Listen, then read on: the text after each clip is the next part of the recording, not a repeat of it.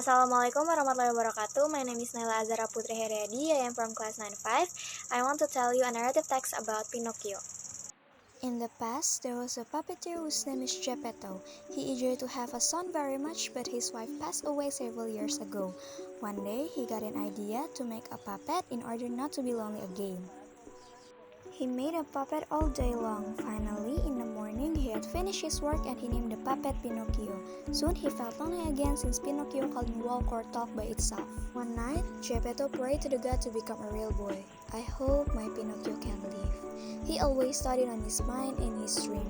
In the next morning, he was surprised that Pinocchio was alive. He taught Pinocchio how to walk, how to read, how to speak, and to do other things as human. He then studied in elementary school. One day, Pinocchio felt bored and it made him go home late. When Pinocchio finally came home, Geppetto asked him. He said that he was on school but he wasn't. Instantly, Pinocchio's nose grew longer and longer, and it meant that Pinocchio has lied.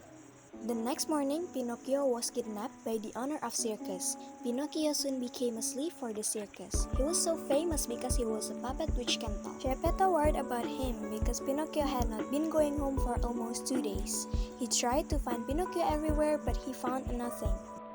When he searched him on the sea, big waves smashed him. He was then in a whale's stomach when he awoke.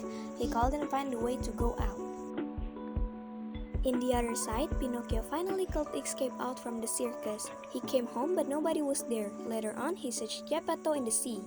He got the same accident like Geppetto, and he met Geppetto in a whale's stomach. Both of them go out from his stomach by making a fire.